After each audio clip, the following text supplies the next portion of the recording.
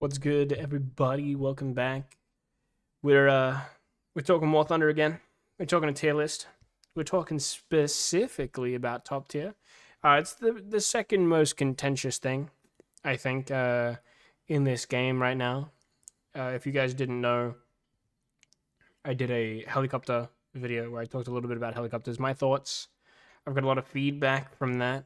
A lot of people liked it. A lot of people mentioned their opinions on it, which I really love. But today I wanted to talk a little bit about top tier vehicles, specifically where they kind of sit right now. I think meta is like not the right thing. I'm gonna type goaded instead. Um, and then I'll also write Italy lol. But point being, right? We're gonna talk about MBTs. I wanted to talk about them a little bit. You can see where I've ranked everything, but I'm gonna talk about um, why I sort of ranked these. I'm not going to touch too much on ones that I have less experience with, because I don't have a lot of experience with some of these. I have a lot of experience with some, and then not others, right? But nevertheless, let's talk about it. So, MBTs, specifically like what nations are good, all that sort of thing at top tier. It's always something that I get asked about in my streams. If you haven't checked out the streams, go check them out. Same name, just on Twitch.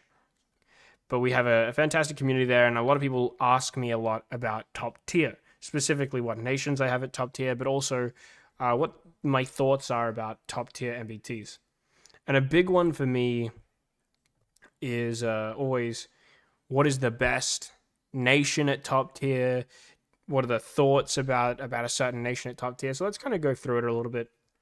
Um, Now, I don't really have an ordered preference here or anything like this of these ones, but nevertheless, these are just sort of like the way I've got them for the reasons that I've got them. Um, I wanted to talk about first of all the best sort of nation in the game. Um, this is sort of like an arguable point, right? Like these could easily be, you know, here. These could easily be here, right? You could argue this one here as well. But nevertheless, this is sort of what I sat on. But the best nations in the game at the moment don't take this into consideration are Germany, Sweden, and Italy. Not Italy. Jokes on you. I meant to say Japan. Japan, Germany, and Sweden are like my main three that I think are like the goats. If you are wanting to ever play top tier, and you want a nation to grind out to get to top tier, as soon as possible, these three nations are definitely ones that I recommend. TKX, the Type 10, fantastic. They have 4 second reloads, which is just nutty. They have great mobility, really easy to flank, rat, play games really effectively with. They're a great vehicle to play if you're used to these sort of scoot and shoot playstyles.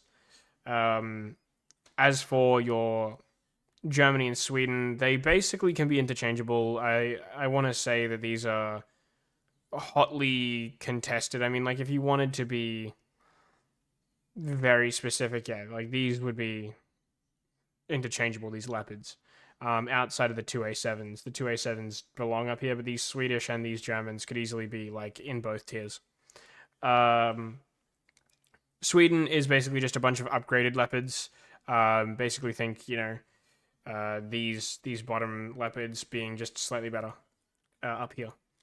But the reason why the leopards are so great is their armor package is fantastic, their round is fantastic, their reload is pretty okay, but nevertheless, all the leopards have the same massive bonus that a lot of people tend to forget, right?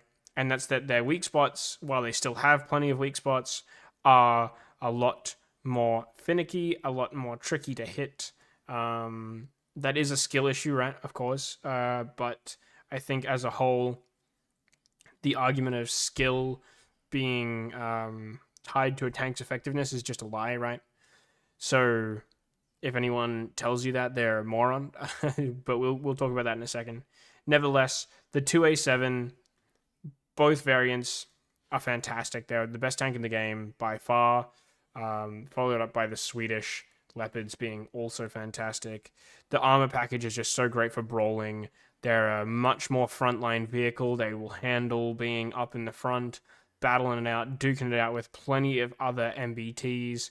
They're always going to be at an advantage because, again, on the snapshot, on the panic, you're always going to have to aim for the finicky spots, which is a lot harder than every other vehicle in the game that basically just gets absolutely annihilated or disabled with one shot, which is one of the reasons why it's just such a strong vehicle.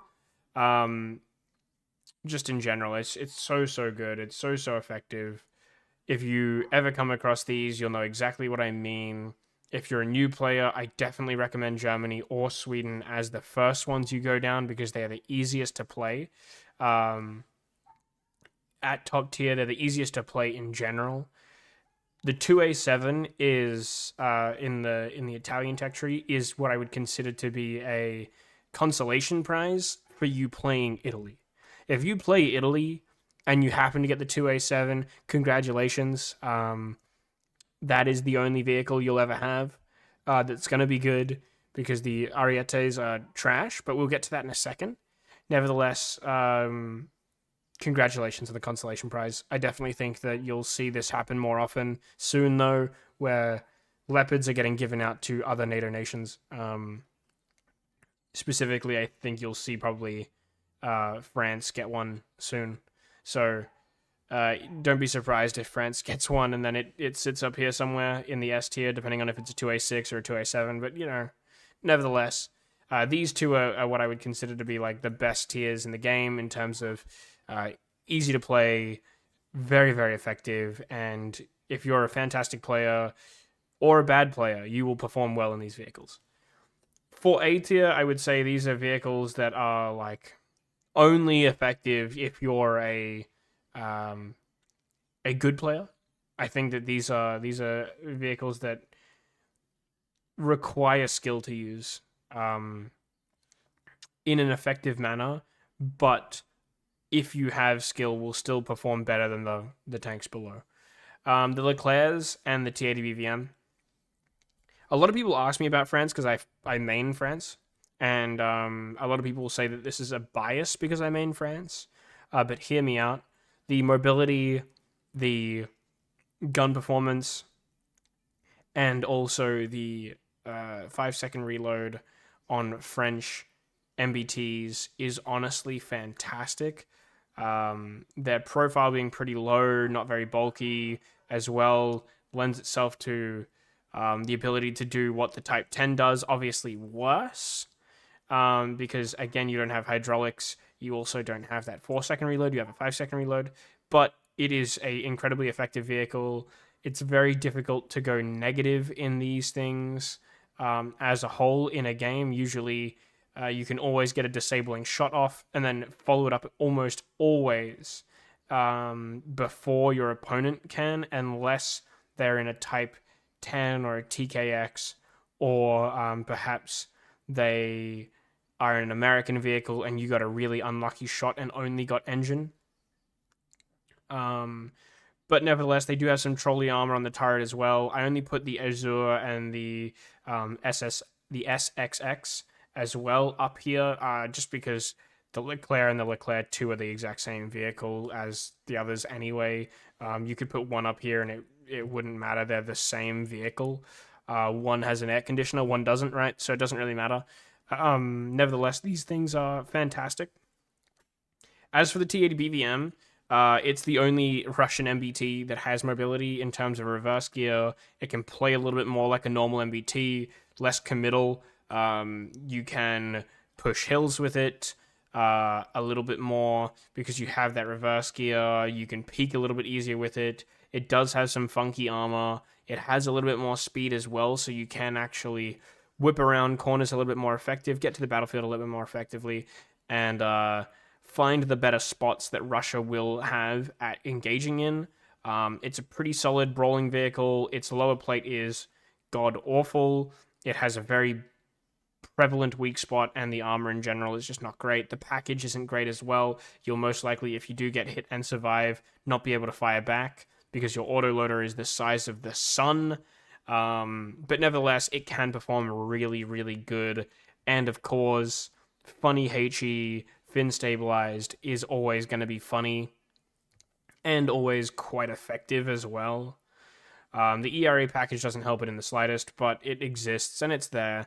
So if someone does try and derp you with like some HE or some heat, you're gonna make every Leclerc 1 and Leclerc 2 drivers like day misery because they have stock heat, which is just fantastic for them, I'm sure. Next up is the B tier. These are like pretty solid tanks. I wouldn't say anything is really wrong with them. They're just really solid all-round vehicles. They have some flaws, but for the most part are okay. And I think, the Chinese MBTs and the T90M definitely fit this. If you don't know, the T90M obviously still has the terrible reverse gear. It doesn't back up as easily. It's just got a couple of things that it's okay, right? It probably would be much more effective if it was like the T90MS, where it has the reverse gear of the T80 BVM, as well as the upgraded X engine from the T14 Armada, but obviously they haven't added that to the game yet. That's far too modern. So that is something that is just a confidential pipe dream at the moment, but eventually I'm sure it'll come out, and that will definitely be in the A tier as well. I still think that it suffers from the same problems, lower plate being trash, same driver port weakness, the same autoloader weakness. Mobility is worse than the T8 BVM. This can still perform, but you really do have to commit to full sending it. Chinese vehicles do have a bit of an okay time in the game. I think that they are fundamentally broken in the sense that their armor package is just really iffy. There are times where it'll work, times where it'll completely fail, and then times where it will work way better than intended. I don't know what they've done with the modeling in this one specifically, but it's not great. Like I think that they really need to put them back in the oven, cook for a little bit longer, and then bring them back out when the model and the armor is fixed on them. They're definitely not that bad, but I wouldn't consider them to be able to contend with any of the above vehicles. I think maybe they could contend with a Leclerc and a T80 BVM, but I think that overall they're just worse. Next up in the C tier is what I would consider to be like usable but miserable. The Challenger 2E and all of the Abrams. The Challenger 2E and all the Abrams are basically just not good for War Thunder. They're designed for hull down fighting a million miles away. They have fantastic turret armor, the both of them, but they have glaring, massive weak spots that are so egregious that you don't even have to aim for them, and you will always get a killing blow or disable them so much that they can't fight back in 99% of cases. The Abrams can survive a lot of one-shots. However, that's usually just because it's the size of a fucking McDonald's. If you didn't know, that thing is massive. However, the downside to that is just because you survive a one-shot does not mean you get to fire back. A lot of the time you are getting horizontal turret drived, you're getting engined, and you're most likely getting your driver killed. If not that, you're most likely losing all of your ammo and also probably your ability to fire back with your cannon breach. Your turret ring is just so massive. You could probably fit a small child in between the turret and the actual hull of the tank. It's kind of ridiculous. Same thing with the Challenger. You've just got a glaring weak spot of the fact that, your entire hull is basically just made out of Play-Doh. And while the mobility did get a big buff, it's just doesn't work when half of the maps in this game, if not more, are not viable for it because you can't go hull down, you can't do what you need to do, you can't use that gun depression that is its massive upside. I would say the one thing going for USA tanks that I guess you can consider to be a massive upside is it does on an ace crew have a 5-second reload with lap loading, so you're not relying on an autoloader, which is fantastic in case you get your engine blown out. It's fantastic in the case of getting shot in the side and potentially losing that autoloader like you would with a Russian vehicle or a French vehicle or a Japanese vehicle, right? Those autoloaders can be really easily damaged now, which is something to look out for. But unfortunately, other than that, like I said, they don't have the armor and the survivability. You can aim anywhere on their hull, they're going to get one shot or just completely ripped through to be disabled. Same thing goes with the British vehicles. Unfortunately, they're just not designed for this game. They're not designed to be played in this game. They're designed for real world purposes, and they are fantastic in those real world purposes, arguably. They just suffer a lot in terms of this game, and it is very niche, their use case applications. The Challenger 2E is just the better of them all. I think that the Challenger 3 and the Challenger 2 Black Knight are just step backs in the wrong direction. The Merkava in D tier, the Challenger 3 in D tier, like I said, the Challenger D, the Challenger 3 in the D tier is just not doing its job well enough. It can perform, all of these vehicles can perform in a skilled player's hands, but if you put that same skilled player in any of the other vehicles above these tiers, they're going to do better on average. Same thing with Merkava.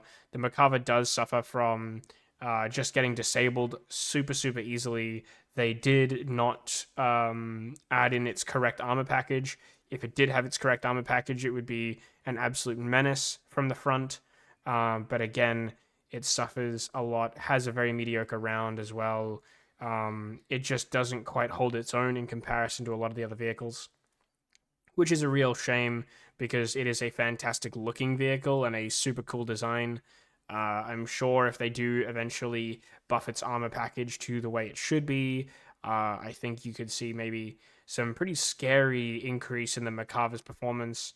Maybe give us some variations of the Merkava as well, because a lot of the problem with nations these days is we're seeing one tank lineups at top tier with stuff like Italy, with stuff like Israel. You're getting 11-7 one time, and then it's going straight back down to 11-3s. You could argue the same thing with America and Britain, honestly, being not really 11-7 quality, but rather 11-3 quality on all of their 11-7s. The Challenger 2 Black Knight, same thing, right? It's just a worse performing vehicle. I don't think that it's worth the time or the effort. And then last but not least is Italy lol, because honestly, the Arietes, how you say it, I'm sorry, I'm not Italian, they do suffer more than anything in this game. They were obviously fantastic when they came out. Now that they are not the big bad of the game, it is unfortunately just not a very good vehicle. They get outperformed in every single manner. Not to say that they are impossible to use, and again, not to say that they are impossible to play. A big,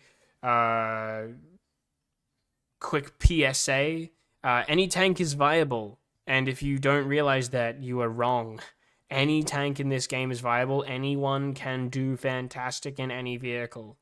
There is no such thing as a bad vehicle if you only take into consideration player skill, because any skillful player can get nukes in any vehicle. It is possible, it has been done. That doesn't mean that there are not better vehicles that can be performed better with that same player. If you put someone in an Ariete, they will not do better than that same person in a Leopard 2A7 or a 2A7 HU. I can almost guarantee you that stats will always reflect this, because again, there are always going to be better vehicles that allow a player to perform better to their skill set. Nevertheless, Please do share your thoughts down below. I would love to hear what your thoughts are about this tier list. I think it's pretty comprehensive. I think it's pretty good. I know there are quite a lot of America stans and China stans that will maybe argue that that should be higher, and that that the MBTs of America are comparative to the Leclercs. I don't think so. I think that the MBTs of America, needing a spaded crew to perform to their best, as well as the factor of you're almost always a bigger target and you're almost always slower than a Leclerc. I just don't think that they compare. I also think that overall the Chinese vehicles and the T90M are probably performing better than a Abrams in most cases, because they can at least have situations where you shoot their hull and you won't one-shot them. It'll actually non-pen or bounce, or the ERA will eat it sometimes.